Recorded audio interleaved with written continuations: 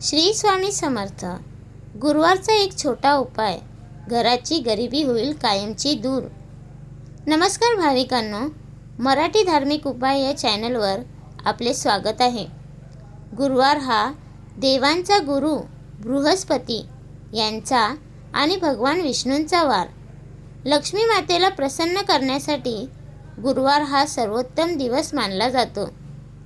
जर तुमच्या घरात सतत भांडणे होत असतील, पैशांची आवक थांबली असेल किंवा घरात लक्ष्मी टिकत नसेल, तर उद्या गुरुवारी करायचा हा एक छोटा उपाय तुमचे नशीब बदलू शकतो।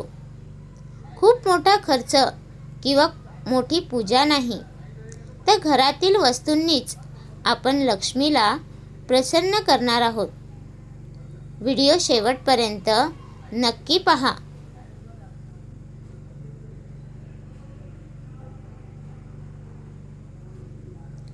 गुरुवारी केल्या जाणाऱ्या उपायांचा प्रभाव इतर वारांपेक्षा अधिक असतो, कारण विष्णू आणि लक्ष्मी एकत्र असतात। गुरुवारी काही चुका टाळणेही गरजेचे आहे।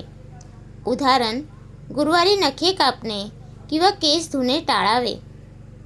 जेव्हा आपण लक्ष्मीला भक्तीने काही अर्पण करतो, तेव्हा ती प्रसन्न होऊन आपल्याला धनधान्याने भरते।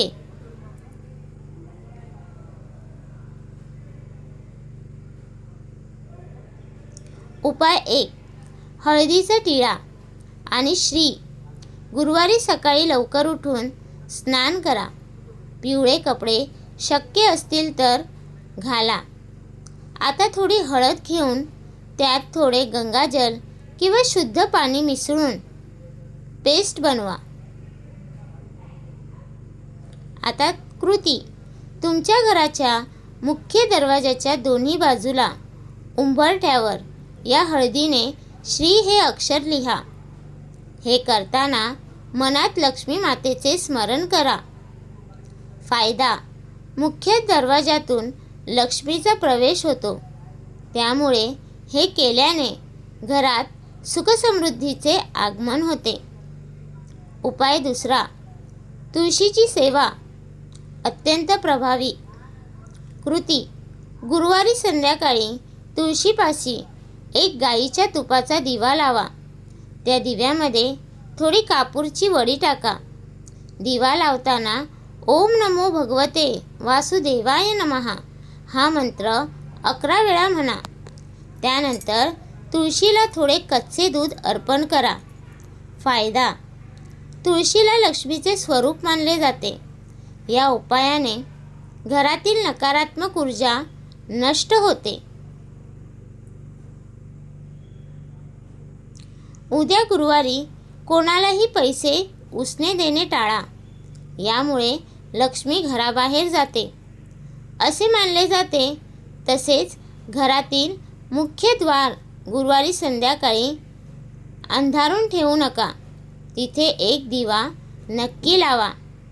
हा उपाय केल्याने गुरुबळ वाढते आणि लक्ष्मी प्राप्तीचे मार्ग सुखकर होतात। भाविकांनो, श्रद्धेने केलेले छोटे उपायही मोठा चमत्कार घडवू शकतात। उद्या गुरुवारी हे उपाय नक्की करा आणि तुमच्या जीवनातील अडथळे दूर करा। तुम्हाला आजचा व्हिडिओ कसा वाटला? कमेंटमध्ये ओम श्री लक्ष्मी नमः नक्की लिहा। लाईक करा, शेअर करा आणि आपल्या चॅनलला सबस्क्राईब करायला विसरू नका। धन्यवाद। श्री स्वामी समर्थ।